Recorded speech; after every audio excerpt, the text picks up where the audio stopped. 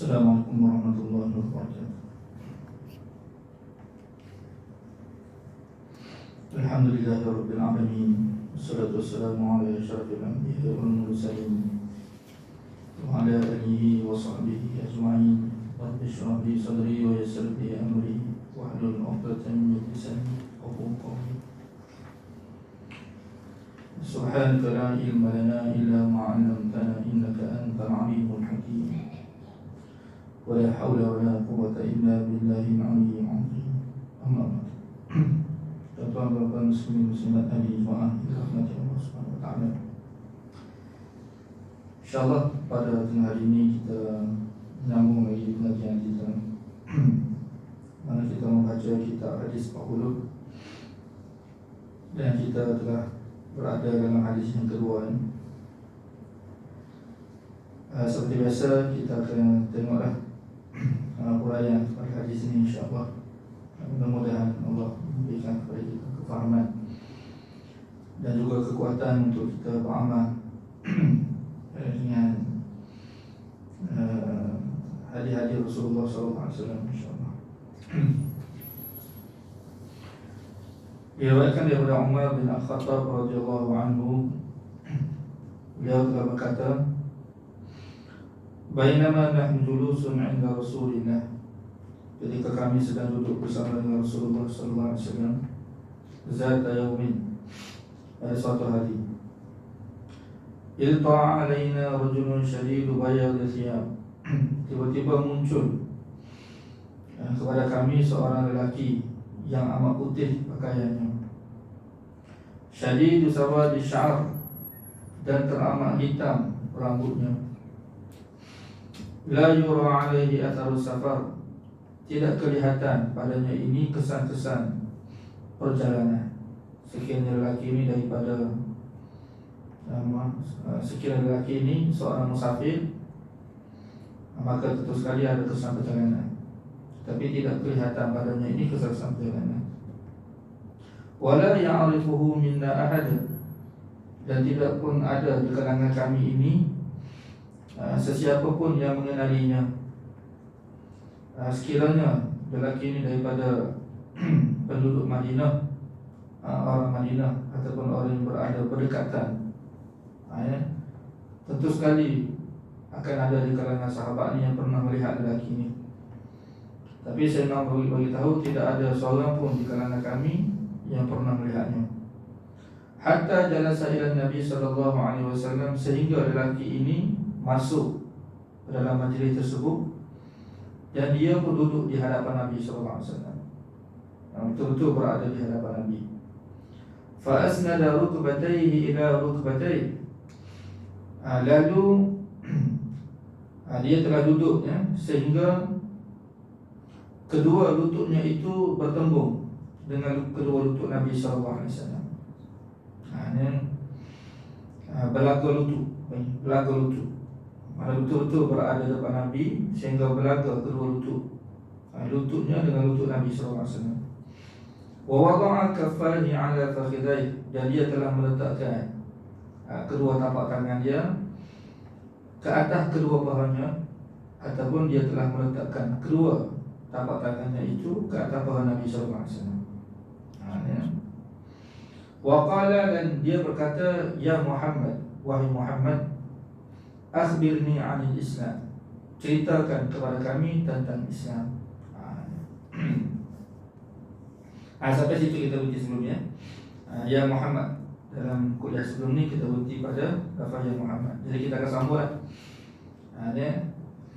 Jadi lelaki ini telah apabila berada di hadapan Nabi, dia berkata kepada Nabi SAW, ya Muhammad, wahai Muhammad, akhbirni 'anil Islam, ceritakan kepada aku tentang Islam. Ceritakan kepada aku tentang Islam.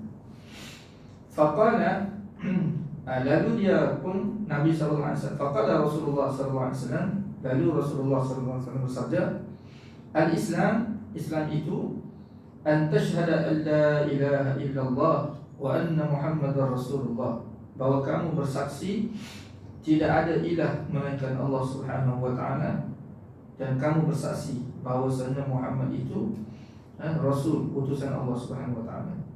Wa tuqimus shalah, dan kamu mengerjakan salat. Wa tu'tiyaz zakat, kamu mengeluarkan zakat. Wa tasuma Ramadan, dan kamu mengerjakan puasa pada bulan Ramadan. Wa tahujjal baita in istata'ta ilaihi sabila, dan kamu mengerjakan haji sehingga kamu berkemampuan untuk menunaikannya. Sampai situ. Jadi di sini dia datang jumpa dengan Nabi, dia pun tanya Nabi SAW.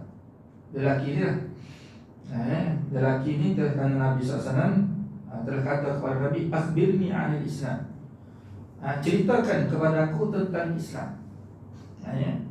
Di sini menunjukkan kepada kita salah satu daripada cara, untuk kita memperolehi ilmu ni lah, mendapatkan ilmu. Salah satunya kita kena tanya, kena bertanya. Tanya pertanyaan itu salah satu daripada cabang ilmu ataupun cara untuk kita mendapatkan ilmu. Jadi kita tanya tu, bagaimana kita akan mendapat ilmu apabila pertanyaan kita itu dijawab. Dijawab. Apabila dijawab, maka akan diberikan kepada kita ilmu, mana akan dapat kepada kita ilmu. Jadi pertanyaan. Dalam hadis pun Nabi SAW sebut, innama syifa'ul ayyi as-su'al. Sesungguhnya penawar kepada kejahilan itu adalah pertanyaan.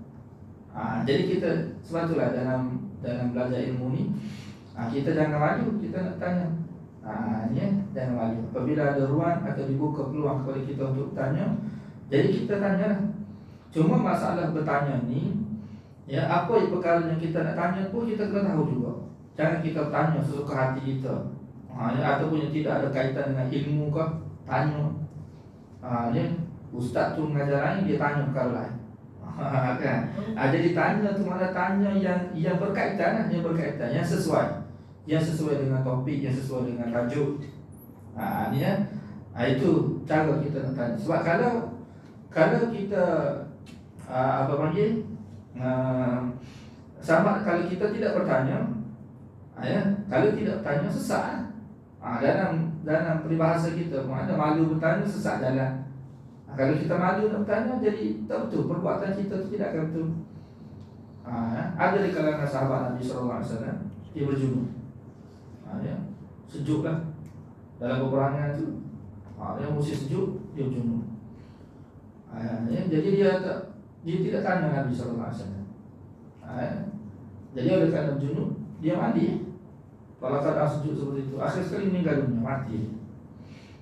Bila diceritakan kepada Nabi SAW, Nabi SAW kata, kenapa tidak tanya? Kemudian dia kata, innama syifa'ul ayyi as-su'al. Sesungguhnya penawar kepada kejahilan itu adalah bertanya. Maknanya kalau kita tidak tanya, boleh jadi perbuatan kita itu tidak betul, tersalah. Jadi kena tanya terhadap perkara yang kita tidak tahulah.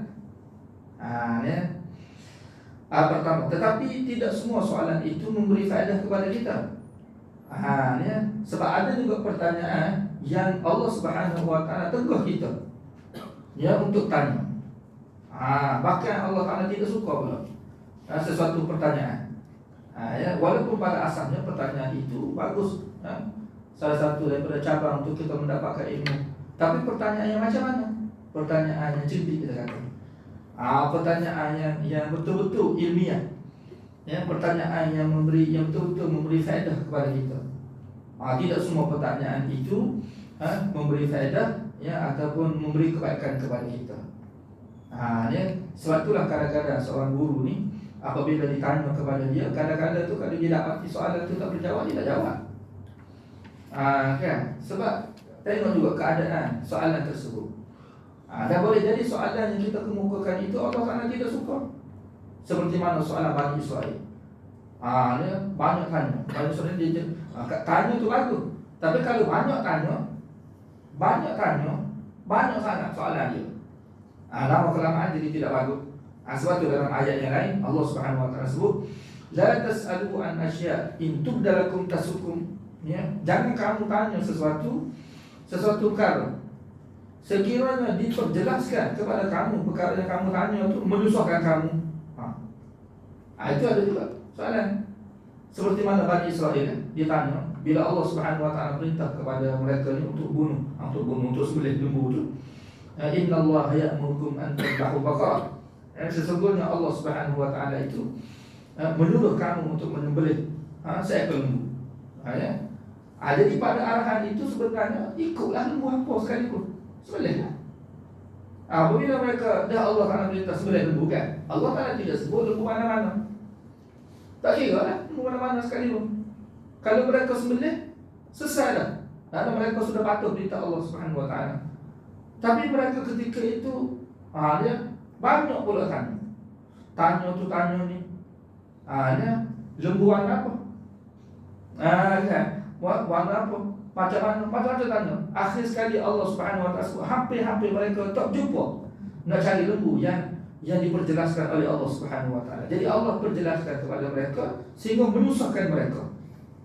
Saya bila baca tafsir kisah di dalam Quran, saya sendiri pun ada pengalaman waktu belajar dulu. Seorang lecturer ni kita masyhur kan, Dr. Halim, ya. Kalau di kalangan fakulti bahasa Arab di UPM tu kenal dia. Dr. Halim ni antara profesor lecturer yang syadid lah, payah Makkah dia. Payah Makkah. Terkenal lah, abang-abang sini pun cerita begitu juga. Payah Makkah dia. Dia nak dapat Makkah tu, nak dulu tu payah lah dia. Jadi ada sekali tu dia bagi assignment lah kepada pelajar-pelajar dia. Untuk subjek dia ada satu subjek tu. Tajuk tu pilih. Dia bagi dalam beberapa 20 ke 30 lupa. 20-30 tajuk pilih. Tajuk-tajuk dia bagi. Buat. Itu je asal dia. Asal dia kata buat ni, pilih, buat sendiri, buat. Jadi kita buat. Itu dasarnya. Pilih tajuk, buatlah, ada mana sekali pun. Lepas tu ada pula muslimah ni, orang perempuan, pelajar-pelajar perempuan. Pelajar perempuan ni suka tanya je. Dia tanya, berapa muka surat doktor? Dia tanya muka surat. Jadi doktor dia kata 30 muka surat. Dia pasal nak 30 muka surat sakit kepala. Kalau boleh buat 5 muka surat tu dia mujur lah. Nasihat 30 muka surat ni kepala lah. Jadi saya kau asalnya tak ada apa. Maksudnya kalau dia kata buat kan, buat tak kira lah 2 muka surat kan. Kira dia nak mempermudahkan kita lah tu. Dia kata buat. Sebab dia kata kita tak boleh tanya berapa muka surat. Dia kata ni tajuk ni awak buat assignment. Kalau kita kata buat 2 muka surat, dia nak kata salah. Tak boleh kata salah sebab dia tak bagi tahu. Dia asalnya begitu mudah kan. Tapi bila ditanya 30, mana tu siap 30. Sebelum tu kalau kita nak buat 10 kan, nak buat 15 kan. Tengok. Kemudian tanya pula rujukan. Berapa rujukan kata? Dia kata 10 sekurang-kurangnya. Dah tu jawab. Pernah dia tanya 10 rujukan bahasa. Waktu dulu lah, waktu kita belajar dulu mana ada orang sekarang ni mudah kan. Dalam internet ni pun library itu dalam online jadi kita boleh dapat dulu zaman dulu. Zaman sekarang ni zaman dulu kita pergi tu UIA, UKM, UPM ada. Ya. UIA lah paling banyaknya kita rujukan dulu. Jadi menyusahkan kita semua tu. Sebenarnya itu semua tidak perlu. Tak kira lah kita berapa rujukan yang kita nak cari. Yang penting buat tajuk tu. Pada-pada awak nak buat macam mana sekali pun. Dia asalnya doktor tu memang dia nak mempermudahkan kita tu. Boleh sangat kalau dia nak makna awal-awal. Tapi bila kita tanya, tengok menyusahkan kita. Sebab tu Allah Ta'ala bagi tahu, jangan bila sesuatu tu sudah jelas. Kan? Bila sesuatu tu sudah jelas dah, kamu sudah faham dah, kan? Tak boleh tanya dah. Jadi tanya pada perkara yang tidak jelas. Kan? Jadi contohnya dalam Quran Allah kata, sesungguhnya Allah perintah kamu sembelih lembu. Cukup dah lembu. Tak faham dah tu. Tak kira lembu macam mana sekalipun. Lembu putih kah, lembu kuning kah? Kan? Lembu digunakan untuk membajak atau tidak membajak. Ya.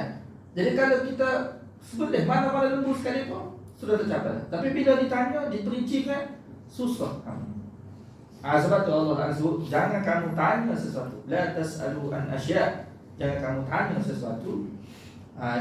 Intub dalakum sekiranya diperjelaskan kepada kamu, ya perkara yang kamu tanya itu tasukum, menyusahkan kamu. Jadi susah kita. Jadi soalan seperti itu tidak benar. Jadi sudah menunjukkan kepada kita Kalau kita nak tanya pun, kita kena fikir soalan kita tu untuk kita tanya tu memberi faedah kepada kita atau tidak, kan? Menyusahkan kita atau tidak. Ya. Di sini nak bagi tahu kepada kita, Jibril ni dia tanya, tengok soalan dia tanya. Akhbirni 'anil Islam. Ceritakan kepada aku tentang Islam. Tentang Islam. Maknanya perkara itu berfaedah lah. Bila diperjelaskan tentang Islam, barulah kemudian dapat diketahui makna Islam sebenar. Jadi persoalannya di sini, hakikat sebenarnya ketika mana Jibril, kita kata Jibril lah, tetapi sahabat-sahabat ketika ini mereka tidak kenal ni Jibril, sebab Jibril telah menyerupai manusia kan. Jadi bila mana sahabat anggap manusia biasa ni lah, walaupun pada hakikat dia itu Jibril. Tetapi ketika ini dia tanya Nabi SAW, dia tanya, ceritakan kepada aku tentang Islam. Itu soalan Jibril. Nabi menjawab, al-Islam anta syahada an la ilaha illallah wa anna Muhammadar Rasulullah. Jawab tu, luka Islam lah, dia jawab. Kemudian dia berkata kan, dia berkata, sadaqta, benar. Dia pula kata betul. Dia kata betul. Sebab tu sahabat berkata, fa'ajibna lahu yas'alu wa yusaddiqu. Umar kata, kami pelik sungguh lelaki ni. Dia tanya Nabi, dia yang membenarkan. Kan? Jadi sebenarnya dia tanya Nabi ke dia nak uji Nabi? Dia tanya Nabi. Sebenarnya memang dia tanya Nabi. Bila Nabi SAW jawab, dia kata betul. Macam tuan-tuan lah tak tanya saya kan. Tanya saya, Ustaz, ni apa makna dia? Saya pun jawab. Selepas saya jawab, tuan-tuan kata betul. Macam mana tuan-tuan kata betul? Betul. Maksudnya tuan-tuan sudah tahu dah jawapan itu sudah betul tak? Dan kalau sudah tahu, kenapa tanya? Terus ada kenapa tanya di sini? Maknanya Jibril kata tu, Jibril tanya, dia berkata betul. Benar kamu wahai Muhammad. Benar. Maksudnya apa yang Nabi cerita tu betul. Sekarang ni guru ni siapa dia?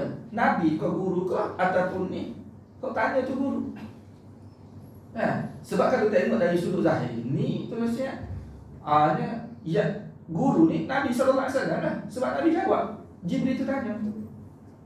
Di sini sedikit kekeliruan kepada kita. Kekeliruan timbul ni apabila kita tu renunglah, kalau kita tak apa-apa kekeliruannya. Jadi persoalannya di sini, soalan Jibril ni soalannya macam mana? Jibril AS dia sudah tahu dah. Sebab tu dia boleh membenarkan tu, kerana dia sudah tahu. Kalau dia tidak tahu, dia tidak akan boleh membenarkan. Benar, dia membenarkan kalau dia sudah tahu. Jadi di sini dia tanya perkara-perkara yang dia sudah tahu. Bolehkah? Kan? Sedangkan dalam keadaan, dalam satu keadaan, kalau kita sudah tahu, tak boleh tanya. Sebab pertanyaan yang kita tanya itu adalah perkara yang kita tidak tahu. Dan kalau kita sudah tahu, macam tuan-tuan sudah tahu, tanya buat apa lagi? Kan? Tak boleh tanya dah. Sebab maksud daripada soalan ni kita kemukakan soalan tu, kita tanya kerana kita tidak tahu dan kita inginkan jawapan daripada soalan tersebut. Itu makna asal soalannya as-su'al. Jadi kalau sudah tahu, tak boleh tanya. Jadi di sinilah ulama buat kesimpulan. Jadi pertanyaan di sini dia bagi pertanyaan pertanyaan bayaniyah. Pertanyaan bayani, maksudnya satu pertanyaan dengan maksud untuk memperjelaskan. Kan? Jadi situasinya seperti gini. Contohnya tuan-tuan, tuan-tuan tahu dah jawapannya, tahu dah ilmu ni, tahu dah. Kan? Tapi tanya tu bukan untuk tuan yang bertanya tu, tidak. Sebab tuan tu tahu dah. Jadi tanya tu supaya bila guru tu jawab, orang lain dapat jawapan. Jadi penjelasan kepada orang lain. Bila guru tu jawab, kan? Jawab tu mana semua orang tahu. Jawapan dia bertanya tu soalan, tapi bila dijawab semua orang dapat tahu. Jadi kalau pertanyaan seperti itu bagus dia bagi.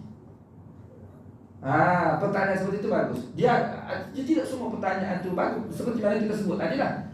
Ada pertanyaan yang bagus, ada pertanyaan yang tidak bagus. Kalau pertanyaan untuk menguji, seperti mana pertanyaan golongan musyrikin Mekah dalam Quran ni, nak uji Nabi. Mereka minta Nabi, tanya Nabi gini-gini, Nabi tak ada jawab, bohong dia kata. Pertanyaan tu pertanyaan tercela. Ada? Ya. Kadang-kadang kita tak suka pada ustaz ni kan. Tak suka, dia tanya ustaz. Dia tanya ustaz. Tanya soalan pelik-pelik kan. Tujuan dia tanya tu, dia nak tanya, nak menguji ustaz. Kalau ustaz tu tidak boleh jawab, kelu lidah ustaz jawab, tak boleh bakar dia kata. Soalan seperti ni tak boleh. Dosa. Kalau kita sengaja tanya seperti itu, tanya untuk menjatuhkan. Kan. Tapi kalau betul dia tanya tu, contoh dia tanya, dia nak tahu sungguh, bukan nak ada menguji. Tapi ustaz tu tidak boleh jawab. Kan. Itu tak apa. Sebab niat dia. Kita sudah baca dalam hadis sebelum ni kan. Allah Ta'ala tengok niat tu. Kalau niat kita tu nak menjatuhkan kedudukan ustaz, menjatuhkan maruah ustaz, dosa kita. Walaupun ustaz tu boleh jawab sekalipun. Jadi kena jaga tu. Soalnya kita nak tanya tu bukan ada ilmu juga. Bukan ilmu ni nak mengajar baru ada ilmu, tidak. Nak tanya bukan ada ilmu juga. Supaya soalan kita itu dapat pahala dan memberi faedah kepada orang lain. Contohnya kalau ditanya, ya, kita tanya soalan kepada ustaz. Ustaz pun jawab dan jawapan itu memberi faedah kepada orang lain. Semua pahala terdapat pada kita. Kita terdapat pahala sebab kita telah yang punca keluar, punca orang terdapat ilmu. Jadi inilah soalan yang ditanya oleh Jibril. Bukan nak menunjukkan Jibril itu tidak tahu. Kan? Sebab Jibril sudah tahu. Tak ada faedah kalau dia tanya untuk diri dia. Dia tanya tu untuk apa? Untuk sahabat-sahabat. Supaya Nabi SAW jawab ni faedah kepada sahabat, bukan untuk diri dia. Kan? Sebab tu kan kita perhati akhir hadis kan. Akhir tu, walaupun kita tak sampai lagi, ya, kita boleh baca akhir tu. Fa innahu Jibril atakum yu'allimukum dinakum. Ya, itulah Jibril yang datang kepada kamu untuk mengajar kepada kamu agama kamu. Mana Jibril itu nak ajar. Kan? Jibril AS itu nak mengajar kepada manusia itu tentang agama yang sebenar. Agama yang sebenar. Kan? Pertama. Yang kedua, Jibril AS tanya tentang Islam ni. Nabi setelah bagi penjelasan tentang Islam ni, ketika tu sahabat tidak tahu tentang Islam. Ya, kalau sahabat tak tahu, kalaulah ketika ini baru tahu tentang Islam, mana Islam sebelum tu? Islam sebelum tu. Jadi bagaimana keadaan sahabat? Kan? Jadi di sini ulama sebut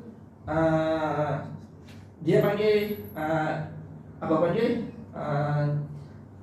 Asah tu, asah. Jadi nak bagi tahu kepada manusia ni dalam agama perkara asah dalam agama. Bukan perkara asah sebelum ni sahabat tidak buat, sahabat buat dah. Kan? Cuma dia tidak terkumpul. Maksudnya kita tak nampak dari sudut zahir tersebut. Jadi bila diterangkan tentang asas Islam ni, jadi nampak satu-satu. Maksudnya asas agama ni kan 5 perkara rukun Islam. Kan? Sebab tu sebelum ni dia macam kita kata susunan. Bila kata rukun, di sini nak kata rukun Islam. Jadi rukun Islam ini kan diketahui oleh sahabat apabila datang ni hari ni. Kan barulah kita tahu ini rukun Islam. Rukun Islam. Apa dia? 5 perkara. Pertama apa panggil? Di sini untuk kegiatan untuk memantapkan lagi ya ilmu sahabat tu. Ya, bukan bermaksud daripada hadis ini kita faham bukan bermaksud sahabat ketika ini dia tak buat. Bila Nabi tanya apa itu Islam, Jibril tanya apa itu Islam? Islam mengucap 2 kalimah syahadah, menunaikan solat waktu dia 5 kali 5 waktu kan sehari semalam, berpuasa. Nabi jawab gitu. Lepas tu sebelum datang jawapan Nabi SAW, ya, macam kita sekarang, kita melaksanakan Islam apabila kita tahu, kita belajar Islam, baru kita buat Islam. Ya, sebab asalnya kita belajar, gini rukun Islam, baru kita amalkan Islam. Bukan kita amal dulu, baru kita belajar, tidak. Jadi di sini nak bagi tahu, nak menguatkan lagi, nak menyusun lagi. Ya, sebab menyusun ni gini. Contoh seperti Quran kan. Asal turun Quran pada Nabi SAW ni kita maklum. Ya, turun gini. Tak tahu mana ayat dia, kita kata. Ayat ni daripada surah mana, ayat daripada surah mana. Itu maksudnya begitu. Sehinggalah diberi cadangan kepada oleh Umar kepada Abu Bakar ini untuk disusun Quran itu. Dia panggil penyusunan Quran. Jadi dia susun bukan nak bagi tahu susunan Quran itu bermula daripada penulis baru untuk Al-Quran. Tidak. Quran itu sebelum itu lagi. Cuma dia kata bersedereklah tulisan-tulisan Quran itu. Ada yang tulis di atas kulit pertama, ada yang tulis di atas kulit kayu, ada yang tulis di atas kulit-kulit binatang.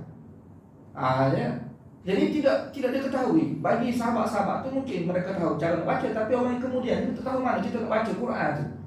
Sehinggalah apabila diberi cadangan, diterima oleh Abu Bakar dan sebagainya, Sayyidina Utsman terima dia. Susun balik Al-Quran itu, penyusunan Quran lagi. Pengumpulan Quran dan penyusunan Quran, ayat Quran itu.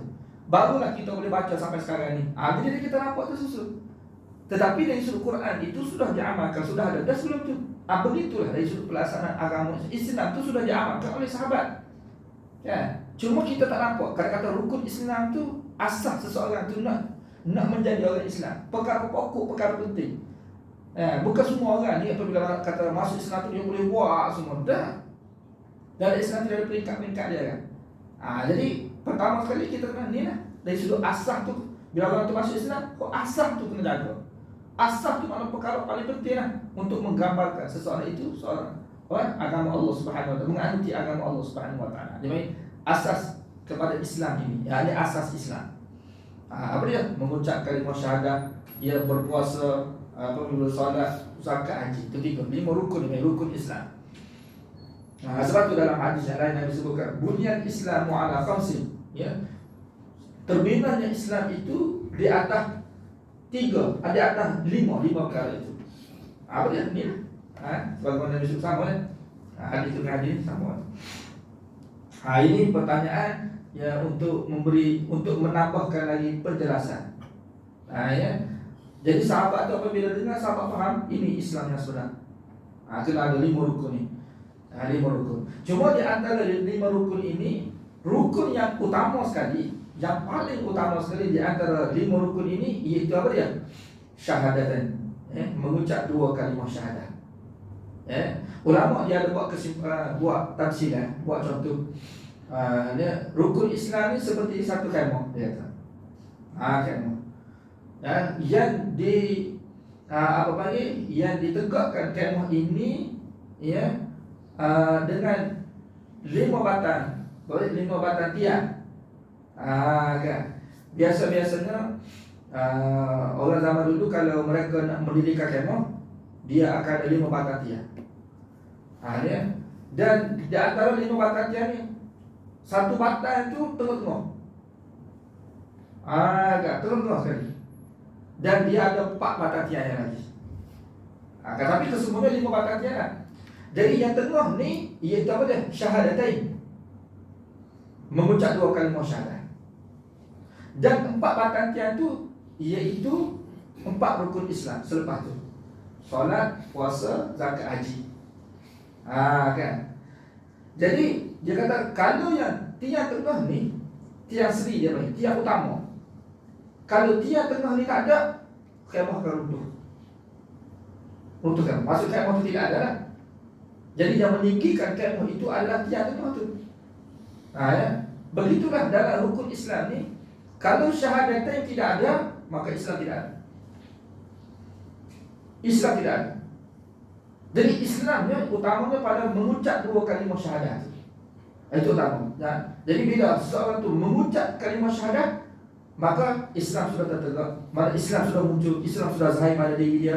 Walaupun dia tidak solat lagi, walaupun dia tidak puasa lagi, walaupun dia tidak keluar zakat lagi, tidak haji lagi, tapi Islam maksudnya kalau kemah tu nak mendirikan kemah tu, dia maksudnya ditegakkan tiang tengah tegak. Jadi kemah tu sudah nampak dah ada dah. Tapi tak ada pasang lagi, tak ada guna lagi. Tapi sudah nampak dah.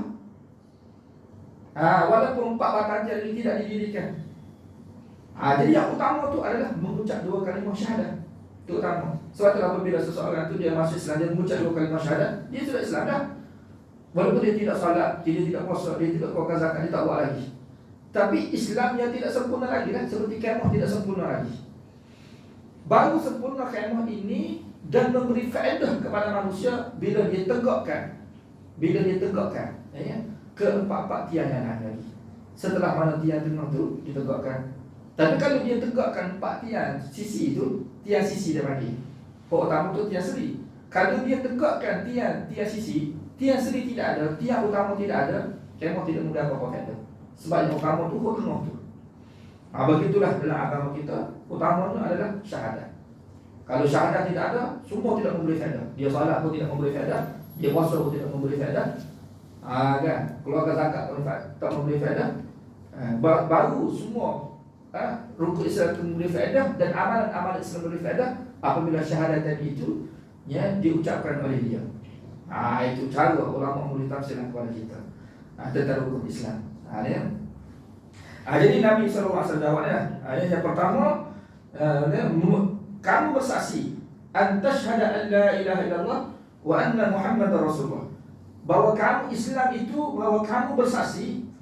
Jadi bersaksi di sini, ya, dia bagi syahadah. Syahadah ni makna bersaksi. Bersaksi.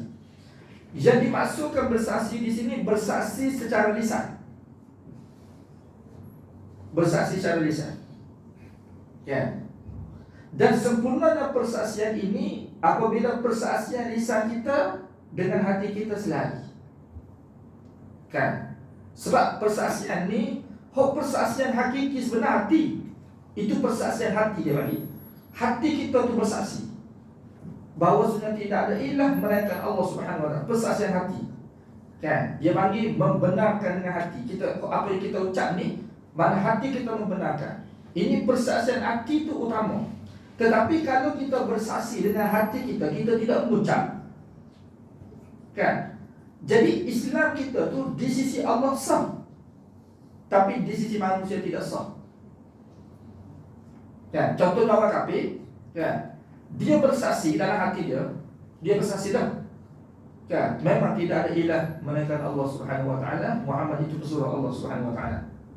Dalam hati dia bersaksi, dia terima. Maksudnya dia tidak menerima berhala-berhala, walaupun dia ni di kalangan family, keluarga orang kafir. Kan? Tapi dia tak semua berhala. Ada orang kafir seperti ni kan. Boleh jadi ada lah, kita tidak tahu. Boleh jadi ada di kalangan orang kafir ni. Dia kan ada seperti yang saya cerita ni. Kan? Walaupun ayah dia semua berhala, mak dia semua berhala, keluarga dia semua berhala, tapi dia tidak semua berhala. Dalam masa yang sama dia dengar tu kan, tentang Islam. Jadi dalam hati dia tu dia terima Allah Subhanahu Wa Taala sebagai Tuhan yang sebenar, Muhammad itu sebagai Rasul Allah Subhanahu Wa Taala. Jadi apabila hati dia tu sudah bersaksi seperti itu, di sisi Allah tu dia sudah Muslim dah. Dia sudah Muslim dah. Tapi di sisi manusia tidak lagi. Tak lagi. Sebab dia tidak mengucap. Kalau dia mati, kita tak boleh tangan dia dalam kubur Islam. Kan? Kena tangan dalam kubur kafir. Tapi dia di sisi Allah Subhanahu Wa Taala itu dia sudah Muslim. Dia bagi Muslim di sisi Allah Subhanahu Wa Taala, kafir di sisi manusia. Jadi di hari akhirat, adakah dia dibangkitkan bersama kafir? Tidak. Dia dibangkitkan bersama dengan orang Islam. Sebab apa? Sebab dalam hati itu Allah Maha mengetahui, dia sudah menerima Allah itu sebagai ilah dia, dan juga Rasul itu sebagai Nabi. Cukup. Islam. Ya. Kalau dia tidak berucap. Sebab itulah rukun Islam ni kita kena faham. Bila kata rukun Islam, iaitu kata syahadah, mengucap tu, maksudnya daripada apa yang dia bersaksi dalam hati itu, dia kena mengucap. Dia kena sebut walaupun sekali. Dan sebutan itu biar dengar, walaupun seorang Islam dengar pun tak apa dah. Supaya Islam pun boleh bersaksi. Saya dengar sendiri dia melafazkan kalimah syahadah, walaupun sekali. Bila dia sebut tu, makna kita persaksian dia itu dia panggil barulah diterima dia tu sebagai orang Islam di sisi manusia ni. Kita terima. Kan? Jadi yang dimaksudkan rukun Islam ni, sebab rukun Islam ni nisbah kepada kita nak kenal seorang itu Islam. Nak kenal seorang itu Islam. Jadi nak kenal dia, kalau tidak ucap, tak bagi tahu, kita tidak kenal. Di sisi Allah Subhanahu Wa Taala itu memang Allah Taala tahu. Tapi masalah hati ni kan, persaksian hati itu nisbah pada Allah, Allah Ta'ala tahu. Tapi kita tidak tahu hati manusia ni. Kan? Nahnu nahkum bizahir, kita hukum cara zahir saja. Bila dia mengucap baru kita terima. Kan? Tapi ada juga sebahagian manusia ni, dia gini. Dia mengucap kalimah syahadat. Kan? Asyhadu an la ilaha illallah Muhammad Rasulullah mengucap. Jadi kita terima dia sebagai Islam. Terima lah. Dia bila dia mengucap kita terima dia sebagai Islam. Tapi dalam hati dia tu dia tidak bersaksi. Dia kufur hati. Dalam hati dia tu dia tidak membenarkan. Mana dia menolaklah. Tapi dia mengucap. Jadi oleh kerana dia mengucap, manusia ni akan terima dia sebagai orang Islam, tapi Allah tak terima dia sebagai Islam. Kan? Jadi kita sebut dia ni golongan Muslim di sisi manusia, kafir di sisi Allah Subhanahu Wa Taala. Siapa dia mereka ni? Munafik. Pokok munafik ni seperti inilah. Kan? Kalau kata kita tahu munafik ni seperti ini. Zahir itu dari perkataan dia, ucapan dia tu nampak Islam. Tapi dalamnya dia tu tersembunyi itu adalah kafir. Dia benci pada Nabi, dia tidak suka pada Nabi. Itu pokok munafik ni. Tapi dalam mulut dia dia saksi. Idza ja'akal munafiquna qalu nashhadu innaka la rasulullah wallahu yashhadu innaka la rasuluhu wallahu yashhadu innahum lakadzibun. Allah sebut dalam Al-Quran. Apabila datang kepada kamu beberapa orang munafik ni, wahai Muhammad, mereka pun berkata kepada kamu, nashhadu innaka la rasulullah, wahai Muhammad, kami betul-betul bersaksi kamu ini Rasulullah. Allah jawab, innaka wallahu ya'lamu innaka la rasul. Allah kata, kan? Allah Maha mengetahui kamu sebagai seorang rasul, tak perlu mereka bersaksi ketika itu.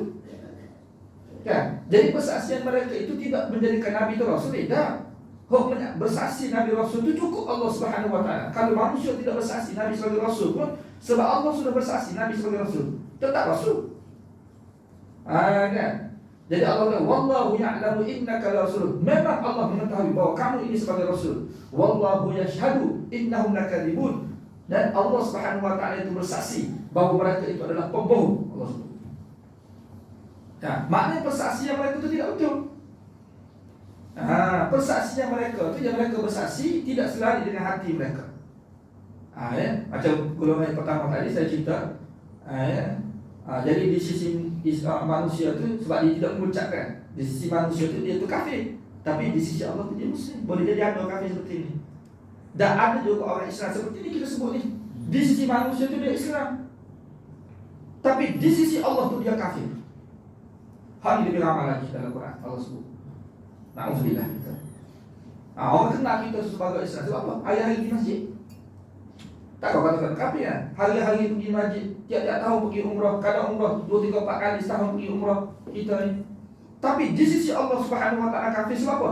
Sebab Allah Subhanahu Wa Taala tahu dalam hati dia tu ada apa. Dia benci pada Nabi, dia tak suka pada agama Nabi, dia tak suka pada hukum Allah. Ni sifat tidak suka ni sifat hati. Walaupun tidak sebut dengan lidah dia tidak suka, tapi Allah Ta'ala tahu. Allah suka atau tidak suka. Kamu suka atau tidak suka. Sebab ada juga manusia ni, dia tak suka pada Nabi, tapi dia tidak sebut. Tak suka pada Nabi ni, tak suka pada sunnah Nabi lah. Kan? Sebab ada kadang-kadang kita jumpa manusia ni, kadang-kadang dia sebut terang-terang. Dia kata Muhammad Nabi mungkin dalam banyak-banyak perkara bab poligami ni saya tak ada terima Muhammad dia tu. Berat ni. Kalau dia hukum Islam murtad dah, tapi dia boleh sebut. Dia tak rasa dia tu murtad. Ni bahaya manusia seperti ni. Sebab kadang-kadang manusia ni dia gini tu kan. Contoh saya bagi hukum aurat kan. Hukum aurat. Ada sebahagian manusia dia tutup aurat, tapi dalam hati dia tak terima hukum aurat. Dia tak suka. Walaupun dia tutup aurat, tapi dia tak suka.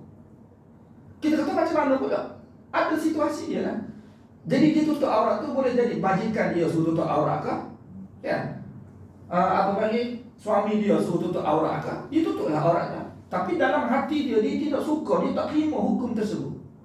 Tak terima hukum Allah, murtad. Dia kafir dah. Tapi kita tak kenal lah sebab apa? Sebab tu dalam hati dia. Dia benci pada hukum Allah. Sebab tu kita pernah faham tuan-tuan, tidak amal hukum Allah dengan benci hukum Allah dua perkara berbeza.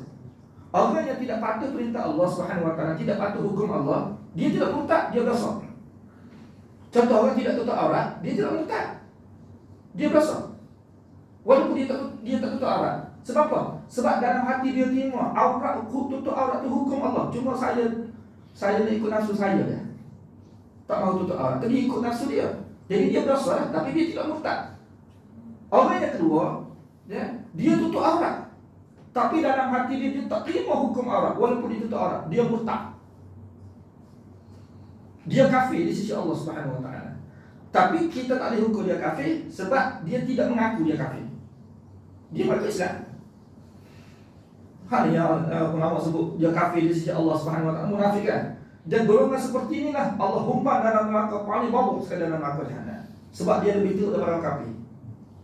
Innal munafiqin fid darkil asfali minan nar. Sesungguhnya orang-orang munafik ini berada di dasar neraka paling bawah sekali dalam neraka jahanam. Zaman orang kafir pun tak sampai di situ.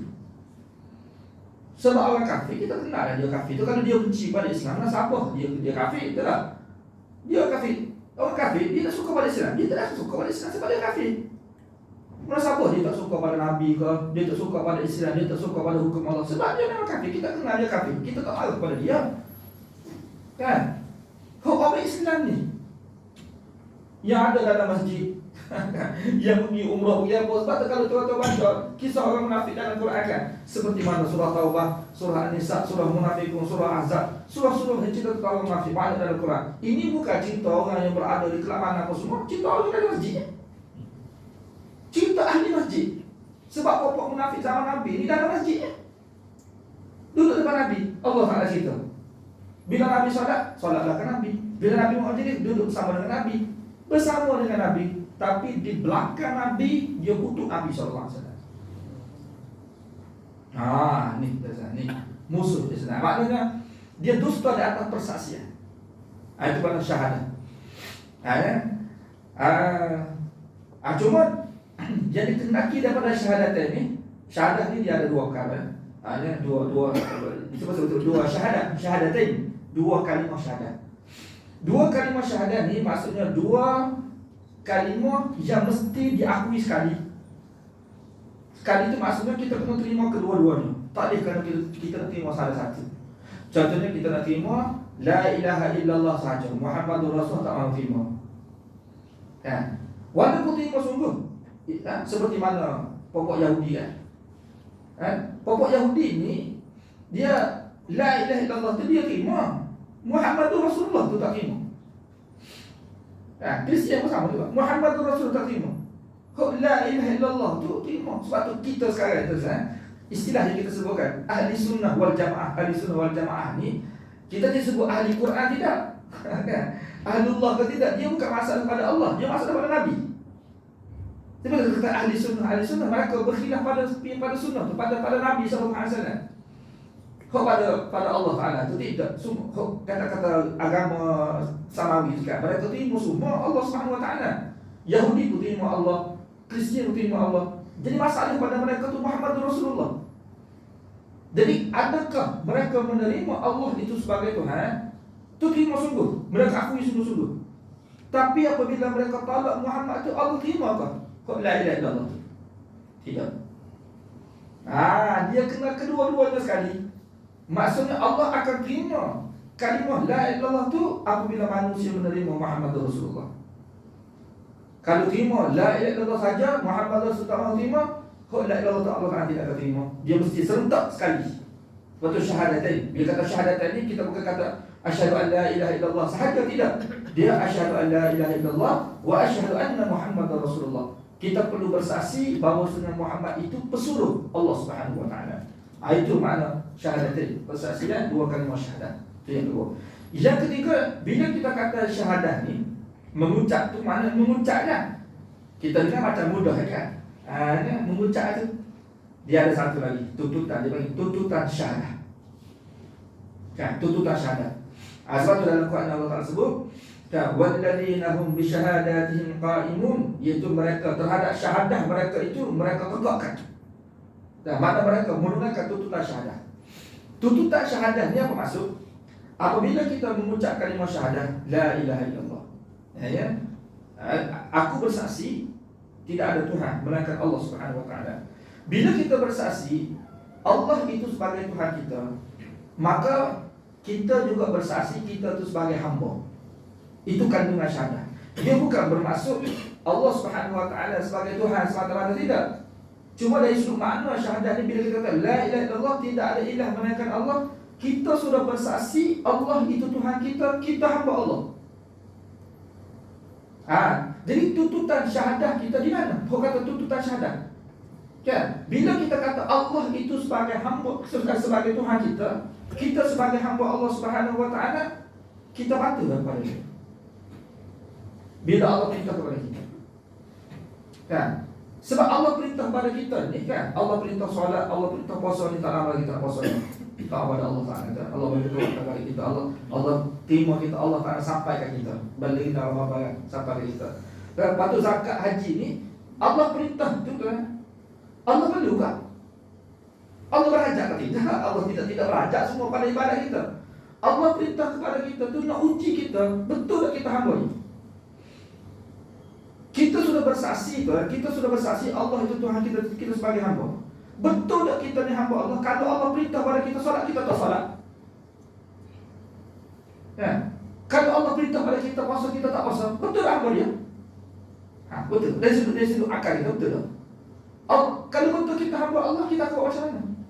Itu tuntutan syahadah tu. Sebab tu kita patuh perintah Allah Subhanahu wa taala, maka kita nak menunaikan tuntutan syahadah tu. Usaha kita ni nak menyempurnakan syahadah kita tu. Walaupun syahadah itu sudah sah, semua dari sudut praktikal. Sama juga tuan-tuan, macam tuan-tuan bekerja, kan? Sebelum tuan-tuan kerja, tuan-tuan sign agreement, betul tak?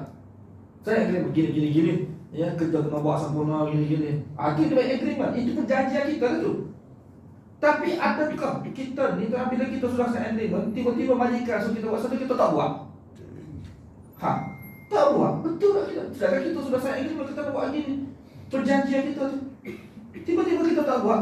Betul tak kita ni sebagai pekerja kepada syarikat, apabila syarikat suruh kita, kita tak mahu buat? Itu makna dia sunat. Ini pada tuntutan syahadah. Kau tuntutan syahadah tu beratnya, nak mengucap tu tidak berat tu, kan? Mudahnya. Jadi sebalik kita menerima lafaz ni, Masya Allah, tanggungjawab kita sebagai hamba Allah Subhanahu wa taala tu. Sebab tu Allah bagi syurga nak menunaikan. Dia bukan kata lepas bila cara tersesat kita tu masuk syurga. Iya, memang boleh masuk syurga, tapi sebelum masuk syurga masuk akal dulu lah. Macam kita kahwin, kan? Kita kahwin tu, kita terima, orang lelaki kita terima, aku terima nikahnya, kan? Terima. Kita kena sedar, lepas kita terima nikah tu, mudah kita terima, kan? Kau beli tu dalam masalah, kau beli tu, aku terima, kan? Kita kena ingat, selepas kita terima ni, berapa banyak tanggungjawab kita, kan? Nak jaga isteri, nak beli pakaian untuk isteri, nak tu, lepas tu kalau boleh anak pula ramah tu, itu tugas kita semua tu. Tugas kita semua tu, tuan. Tu di sebalik akad kita, penerimaan kita. Begitu juga kita dengan Allah SWT. Di sebalik kita terima ni, tu sahabat-sahabat dulu sanggup mati, nak terima ni, nak menyempurnakan. Ini tuntutan syahadah. Itu dari sudut kita syahadat, asyhadu an la ilaha illallah wa anna Muhammadar Rasulullah. Dan aku bersaksi bahawa Muhammad itu pesuruh Allah, utusan Allah. Nabi itu sebagai utusan Allah Subhanahu wa taala ni, ya, kita bersaksikan Nabi sebagai Rasul. Lepas tu tuntutan Allah kita terhadap Nabi ni, ikut Nabi. Betul tak kita bersaksi kita ni sebagai Rasul Muhammad itu sebagai Rasul Allah, kita sebagai ikut dia, sedangkan apa yang Nabi bawa kita tidak ikut. Ya, kalau Nabi bawa tu kita tak mau ikut. Sedangkan Allah kata, apa ma'atakumur rasul fakhudhu, apa yang Nabi Rasul datang kepada kamu, ambil semua. Wa ma nahakum an fatahu, dan apa yang Muhammad itu cegah kamu kena tinggalkan. Nabi kata buat gini, kita tak buat. Kan betul dah kita ni mengikut Rasulullah SAW. Sebab itulah Jangan tuntutan syahadat ini itu lebih besar daripada ucapan syahadat sendiri. Ucapan syahadat itu besar dah, tapi di sebalik ucapan itu ada tuntutan syahadat. Jadi orang Islam, dia kata dia mengucapkan kalimat syahadat, dia akan menyempurnakan ini, dia akan menyempurnakan diri dia itu sebagai hamba Allah Subhanahu wa taala dan pengikut kepada Rasulullah sallallahu alaihi wasallam. Ya. Itu maknanya. Jadi itu langsung kita ikuti sini dah. Insyaallah pada hari ini mana ni? Al-Islam an tashhadu an la ilaha illallah wa anna Muhammadur Rasulullah. Sampai situ. Wa tuqimus shalah wa tu'ti zakat kita akan sambung kemudian insyaallah. Yang boleh kata ini. Saudara sekalian, ini untuk hari ini apa yang baik kepada Allah Subhanahu wa taala, segala kelemahan kekurangan kepada diri sendiri minta ampun kepada Allah, minta maaf dari kesilapan. Kita berjumpa lagi insyaallah. Wabillahi taufiq wal hidayah. Assalamualaikum warahmatullahi wabarakatuh. Alhamdulillahirabbil alamin wassalatu wassalamu ala asyrafil anbiya'i wal mursalin wa ala alihi washabbihi ajma'in.